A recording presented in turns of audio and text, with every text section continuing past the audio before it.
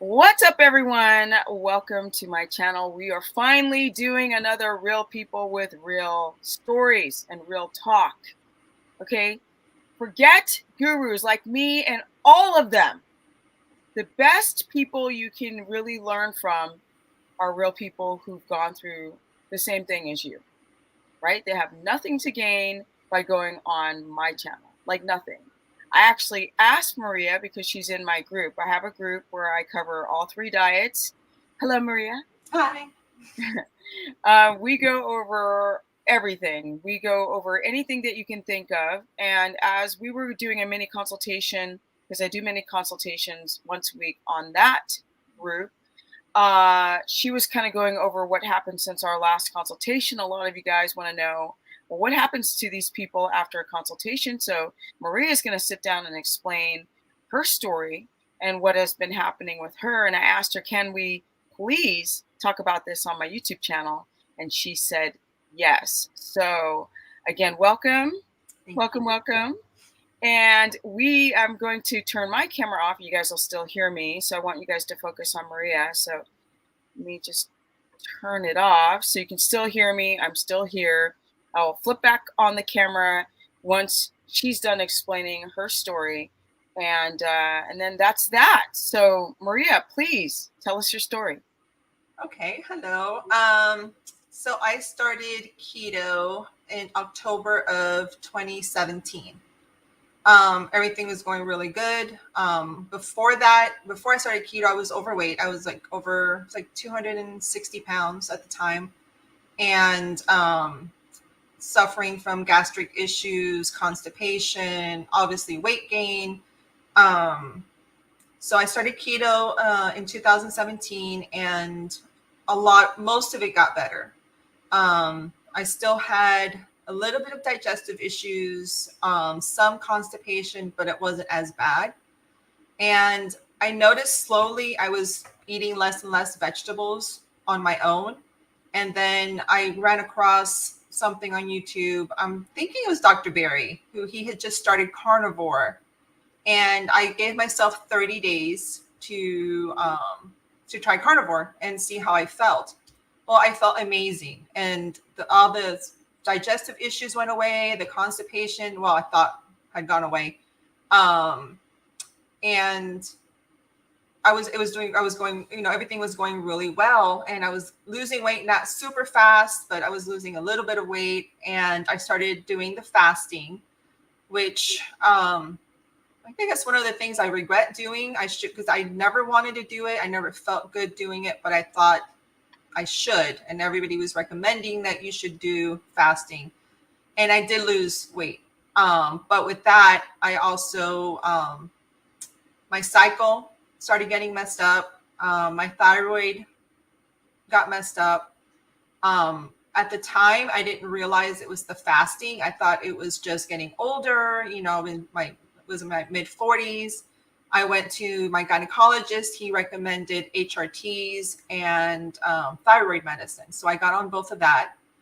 But they're going to stop you right there. Like, what a horrible, like a Band-Aid. That's not going to fix you to get on right. med Yeah. For hormone issues. But go ahead. And I didn't know any different. I trusted the doctor, and then the HRTs he was offering were the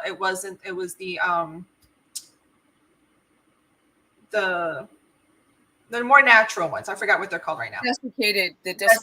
Yes. Yeah. And the thyroid also. So I was like, okay, so he's giving me correct information, because that's, we're trying to go the more natural route and not just take all the synthetic stuff.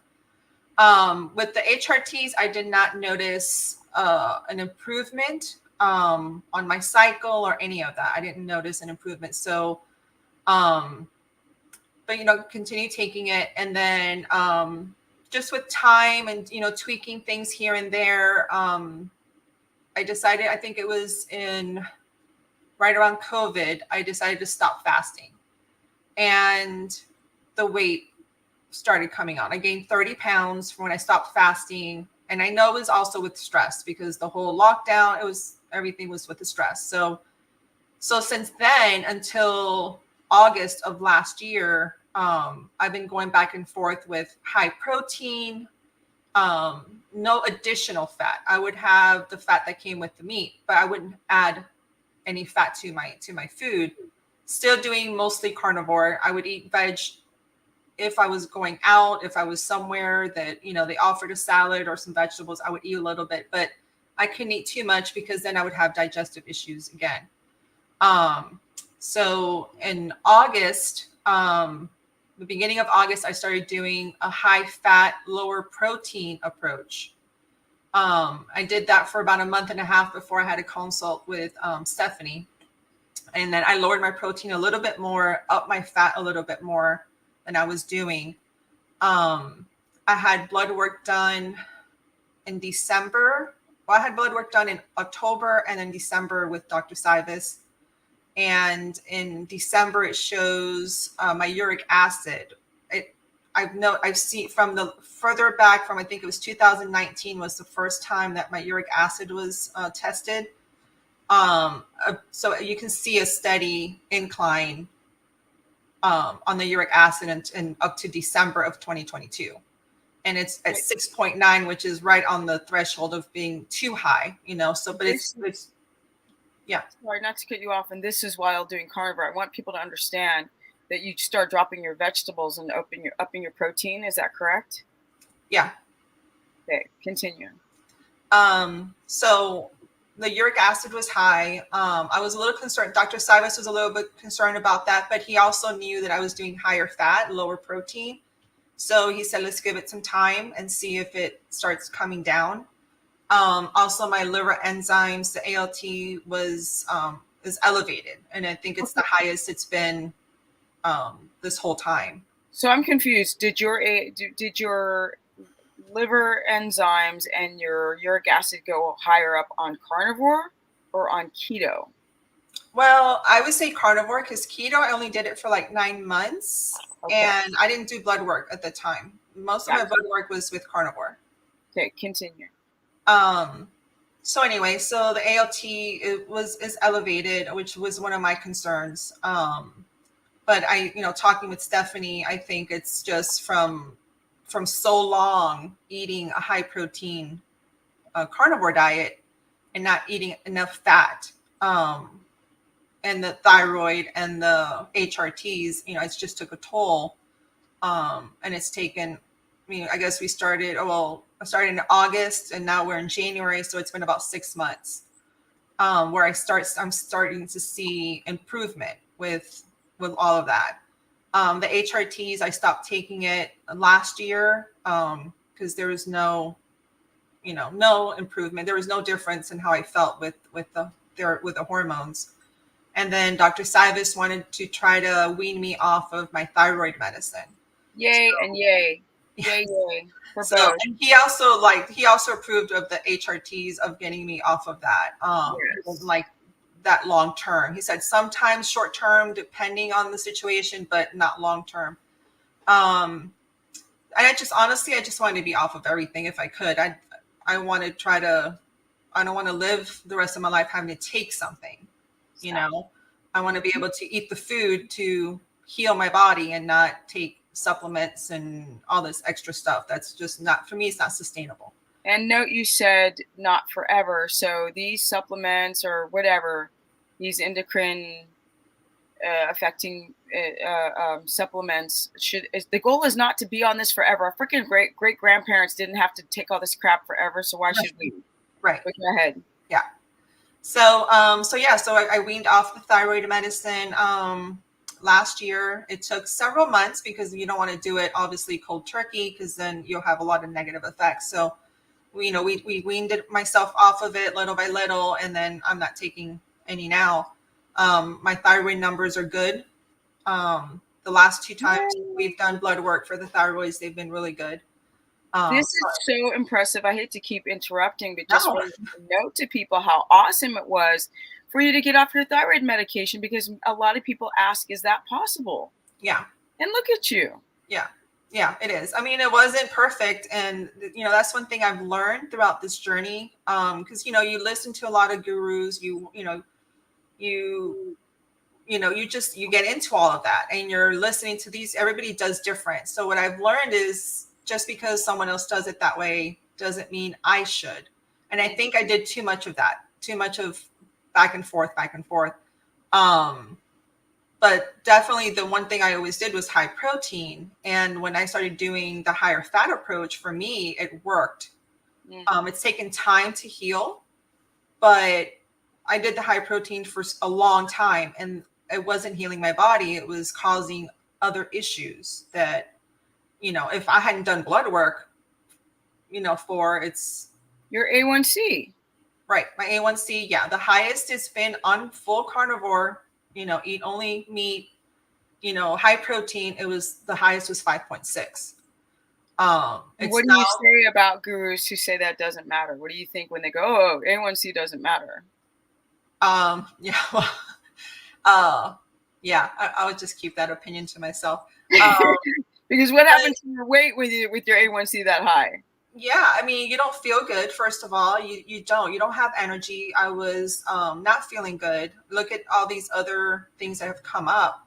The weight, I can't lose weight, you know, and I know that I can't lose weight until everything heals, and I'm perfectly okay with that because I've done it the other way for a long time. And if I wanted to lose, I can start fasting today, and I'll know I'll lose all my weight again, but that's not sustainable. For me, fasting is not sustainable. I don't like it. I didn't enjoy it. I like eating and I feel good when I eat. I have energy, especially when I go to the gym. I don't want to feel weak. I feel stronger now. I've been able to add more days to resistance training and more weight and more time while I'm there. Before I was only able to be there for 30 minutes doing resistance training, and now I'm able to do longer. And not be exhausted after and feel good and have energy. So, you know, the results are there. So as far as my blood work and how I feel, so the weight I feel eventually will come off. But as long as I'm feeling good and my blood is good, my blood work, you know, for me this is about longevity and being around for a long time, healthy and strong and being able to do things. You know, the weight is just, it's nice for it to come off, but it's not what right now I'm focused on as much. Okay, so I'm going to come back now here for a second. A couple things that I want you guys to realize was that while doing high carnivore, she started to develop hiccups, right? So she's fasting and she's doing carnivore. Now, when you say that the weight came off and I could do it again, we don't know if you could because people did the HCG diet and they would all lose tons of weight in the beginning. Yeah. And the more they did it, the less the body started working because the endocrine system would get more jacked for every time that people would go so low in calories. Right. And even with this, I was explaining yesterday's video, and people start eating one meal a day, they start developing binge eating disorders because they start piling this food up at night. They overeat protein. Then you start having the whole uric acid buildup problems and the thyroid problems and all this kind of stuff. And you don't digest the food that well at night.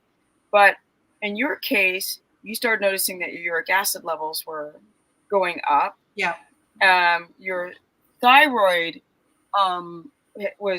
thyroid numbers started to become compromised. Also, I lost my cycle. Like, I think it pushed me into early menopause because I'm only 49 and I've been suffering with symptoms for the last 2 years. So I'm like, I'm too young to have lost my cycle. So, you know, and that happened like really within a month or two of starting to fast. Really, really great point that you're mentioning that you lost your cycle a month or two after you started fasting. And sorry, I forgot that I'm on camera now. My donkey was doing something. I started looking and I was like, oh yeah, I'm on camera. But yes, you know, some people don't understand, like women in the past, a couple hundred years ago, they would have children up into their mid to later 50s. So clearly women's endocrine systems, their hormones are becoming completely destroyed as a modern human with the plastic food and the fasting and, you know, the obsession with how you look and then the under eating and the binge disorders. And the list goes on and on and on. And a lot of these fitness gurus and people in the fitness industry are still talking about calories. Like, what's wrong with you idiots? You're supposed, people don't like when I say idiots, but it's just said more humoristically, because to tell someone to go down in calories without factoring in their adrenal function Mhm. and their thyroid function and their reproductive hormonal function is insane, because someone like you know, sitting there battling with a couple of different things. You have the kidney, the liver function issue, Right. right? So your ALT numbers went up. So Yeah. you know, there's like a stress on the body, and Mhm. then we've got the uric acid issues from the protein, Mhm. and and then like your A1C at maxed out at 5.6. Now doctors will tell people that 5.6 is completely healthy. Yeah. You guys got to understand, this is over 100 milligrams per deciliter. No one's blood sugar should be over 100 if they're not eating carbs. And that's the really huge thing that you got to tell your doctor, wait, doctor, I'm not eating carbs. You know, Right. it's a game changer. And then they're going to go like, I don't know. Does not compute, system override. But you're at a 5.4 and it's dropping. But I tried to explain to her, and we did a mini consultation on my course page. I said, I would love to see you under a 5.0 for Mhm. her A1C, under a 5.0 for her fasted or in milligrams per deciliter. She's now finally, for the first time, seeing numbers that have dropped. You went from Yeah. what numbers down to the 70s again? What were It your numbers? was hundreds and nineties in the morning, and then this last time I tested on Friday was 74 for my glucose, my morning glucose, And what were your ketones? 2.0. 2.0. Yeah. So, you know, not to toot my own horn, but Two. but I have a feeling that when I speak to people like Maria, when you're speaking to people and you're finding out what's going on in their life, how they live their lives, do they have kids, do they have stress, or they have mitigated the stress, like what types of things are going on in people's individual lives, their history, their life history, how it was when they were a kid, what was high school like, you Mhm. know, if you start going over everything and you literally, like you said before, I'm wearing the blue blockers and the mouth taping, like, have you not really tried your hardest Oh, to for sure. influence Yeah. circadian, all this kind of stuff? Circadian rhythm, grounding, red light therapy. I'm still doing it because I do see it does help. I feel good, but there's more than just doing that. There is. And you even asked me in the mini consultation, should I still take oyster extract if Right. I'm eating sardines? Right. So what did I do on that spot? Oh, you looked it up? I looked it up. Yeah. Yeah, and then I start using my brain like, okay, well, they talk about zinc toxicity, but you have zinc with copper, right? And Hmm. it's in a desiccated form. And this is very, very rare that people develop a zinc overload from like eating liver or from eating seafood. So I said, I think it should be fine. We talked about the symptoms of like nausea from eating Yeah. oyster extract. And I'm like, right now with the thyroid, with hypothyroidism, and then I was like, no, that's okay. And the fact, one thing I really want you guys to know is the fact that she got off her thyroid meds. She Mhm. got off her thyroid medication, and you were working with Cybus, right? Is that his Yeah. name? Yeah.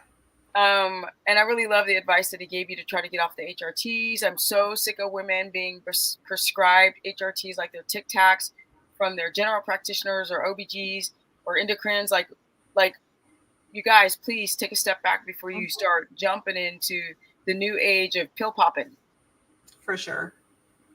you know? So I'm really proud of how you're doing. And a lot of you guys ask, do people improve after my consultations? Well, Mhm. Maria is the example of it. Yeah. And I just loved, like, we had our follow up on the course. I did a consultation with her privately. Then we did one on my course page. And then I asked her, can you tell my audience your story? So this is a reminder of people to be careful when you're doing carnivore, know what's going on with all those things. You were taking tons of tests, right? Can you talk about, you were doing all these types of blood testing? Yeah. I mean, Dr. Simons is awesome. He tests like it's like 10 vials of blood, every time he makes sure he's very thorough. So between my general practitioner, doing just the regular test and then comparing with Dr. Sivas's test, I think I tested with Dr. Sivas twice last year. Um, So yeah, and prior to that, I saw Dr. Savis for the first time, I think in 2020. So we've been doing, tests throughout, and he's gone back and forth with, initially I think he was like a higher protein, but now he's gone also to lower protein, higher fat approach. And also and his big thing is testing, making sure that, how do you feel? Your blood work is looking good. So yeah. And you want a doctor like him who does not want to put you, I don't mean to cut you off, but a doctor like him who doesn't want to, he wants to check and keep following up and doesn't want to go and follow the pharmaceutical route.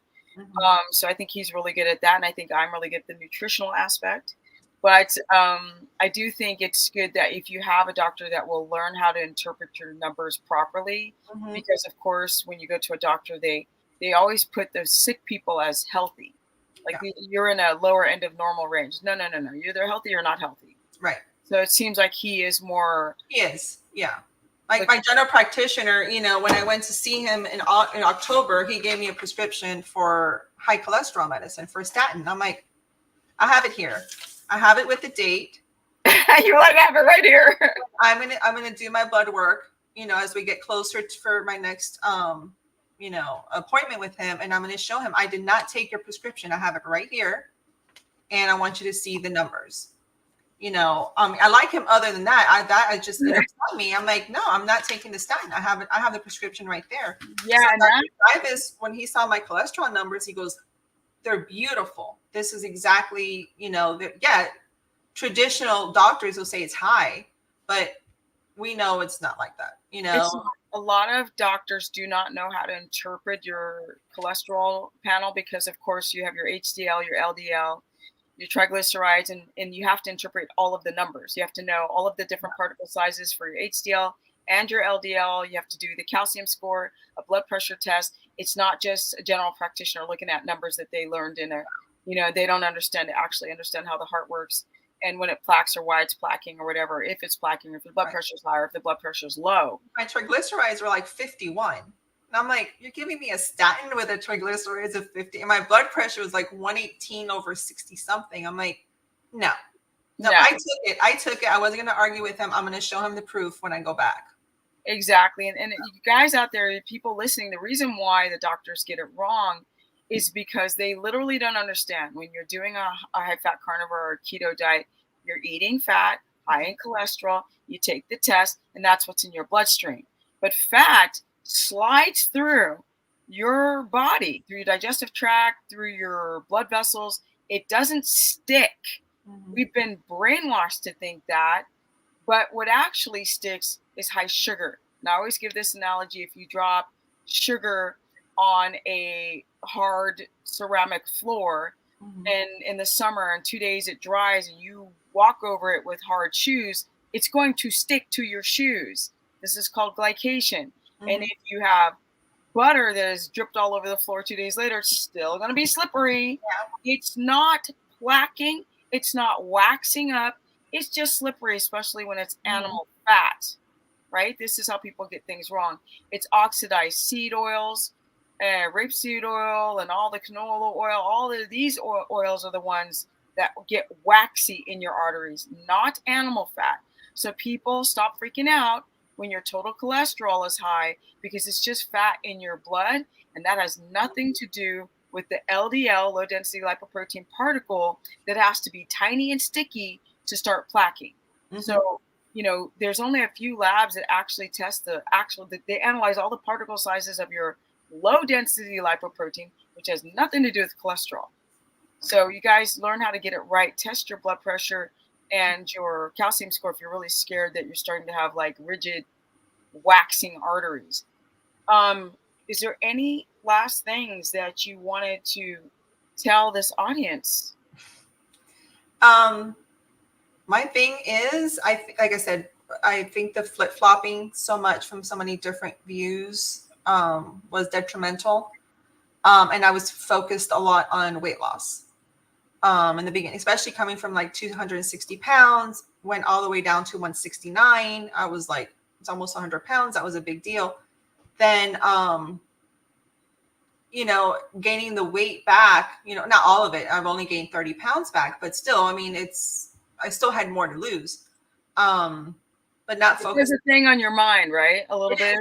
Yeah. So for me now is not focusing on the weight loss. I'm trying not to even weigh myself. Maybe every other week I'll weigh myself just to get an idea, but I don't want to focus on that. I want to focus on the positive that I have seen from eating high fat, lower protein. And when we say lower protein, it's not like you're eating zilch. I am eating, I feel good. I'm building muscle. I have energy. There's no negative effects. You have motivation to work out now. Yeah, for sure. And I wake You're in up. ketosis. You're in ketosis now. Yeah, I wake up. I'm not sluggish. I don't feel, I have energy. I wake up like bright-eyed, bushy-tailed. I don't feel like going back to sleep. So just focus on your health journey and the numbers of what it's telling you. We're all different, and just because someone may do a high protein for them and it's working for them, that we know that what they say is working for them doesn't mean that it's going to work for us. Especially I think when you're coming from so much damage, in the past. So it's just it's been 6 months, and at times it's been frustrating. I'm not going to say it was like, oh, it was great the whole time. No, it's frustrating but it took 49 years for me to get here. So, as long as I'm seeing positive effects and my blood work is looking better, and, I'll do it again another 2 months, do blood work again to see, everything is looking really good. I'm feeling really good. I mean, people around me are getting sick, at work and stuff. I'm like, yeah, no. So, I'm not getting sick. I'm not, if I do, I mean, just a sniffle for a day, but it's not, so that tells me that it's working, so. It is working. So thank you for that. The reminder to people is that she was coming from a raised uric acid levels, thyroid. Her ALT was going up, from doing carnivore, and she came from the fasting world, which made her not. She said she dropped the weight, but then started feeling bad. You cannot just go and take all of these trends and start just doing them like that. Boom! Because your body cannot handle it. It cannot handle all this stuff, especially coming with like, the thyroid being like this, the hormones being a little bit like this, the reproductive hormones being like this, going down that cortisol route, and not even knowing that you're going down the cortisol route. Mm-hmm. And when people say that they do well, they always omit and do not tell you when they're not doing well. And that's where we start to be like, but blah, blah, blah said, you can't do that, right? People. Well, and they may feel great, but that's them. We don't know what their history is. We don't know where they came from. I'm saying that they don't feel great. I'm saying they have great moments. I think they're not saying some of the times where they're not feeling great because they're so sold on this dogmatic dietary way of living that they're afraid to say, well, sometimes if you do this and this and this, you could feel bad. They won't say it. Right. So then everybody thinks like you just do carnivore and fast and you're going to be good to go. You're going to just be healed and you're going to get your electrolytes from the meat. And, you just. Maybe if you're 20, but for a little while, but not at 49 or, I started at 40. Gosh, it was 5 years ago. So I was 44, 45 when I started. And, after so many years of damage and doing multiple diets before that, because you name it, I did it prior to keto. And keto was the only sustainable, like for me, it's already a way of life. There's no going back. There's no anything. This is the way of life. It's just tweaking, what works for me, for my body, the amount of protein I can have. If I wanted to have some salad, I can now. It doesn't hurt my system. I don't have digestive issues. I don't enjoy it just because I'm not a vegetable person, but I could. And when it's available, if I'm somewhere that I want to have it, I can, and it doesn't hurt my stomach. So that's a win, It's a major win. It's like I prefer eating meat. That's 98% of my food is meat and fat. Well, yeah. I'm just saying, I just add an avocado. Right. I do. Yeah. And every once in a while, like, okay, I'm gonna have some cauliflower. But I don't, as a keto person, I'm not having the amount of plants that I used to have at all. I Mm-mm. ride the line of carnivore, and I wish people weren't so dogmatic and strict to one ideology of a diet, and really figure out what's going on with your existing health before you start to like move things around. And that's hard, being dogmatic, because I saw myself there. It's like, no, that's what I'm supposed to do. And eating an avocado and eating vegetables was hard to, like, because you feel like you're cheating on the way it's supposed to be. Oh, this is such a good point. You feel You like know, and you're it's like, cheating. no, you're not. You're still eating a whole food. And that's what Dr. Silas was like. He goes, you're still eating whole foods. You're not eating crap. You're not eating pasta. You're not eating, sugar. You're not eating cake. He goes, if you eat an avocado, he goes, that's a whole food. It's not bad for you, and I'm Cuban, so I can eat avocado every day of my life. I'm perfectly fine. Well, it was very interesting in that the live that I did, because a woman brought up, I only eat olive oil because, no, avocado oil because she said olive oil had salicylates in it, and that's the same as oxalates. It's similar to oxalates. I was like, it's not similar to oxalates. It doesn't bind to calcium. So then I was like doing the research on it, and it was like, if I'm gonna say this real quick, it was if you were between the levels for mild levels of salicylates, it's between 40 to 80, 480 to 80 milligrams per deciliter. So everything's in context. That doesn't mean you have to stop, because sometimes I'll use olive oil as a short-term remedy for people with gallbladder issues when they can't deal with the long chains of animal fat, and then I'll have them do olive oil for the short term, even though it's a salicylate. So we can't be so freaking crazy about these plants. They have their place, put them in, then take them out.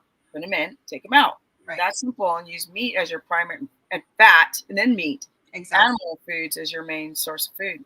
Yep. Very cool. Thank you so much. This was awesome. Thank you. I will see you on the page. Yes. And keep me updated. I will. Everything's moving in the right direction, so I'm happy about that. Awesome. So we'll see in another 6 months what's changed. Okay, so I'll see you in the green room in a second. I'm just going to say goodbye to my audience. So thank you so much, Maria, and I'll see you in a sec.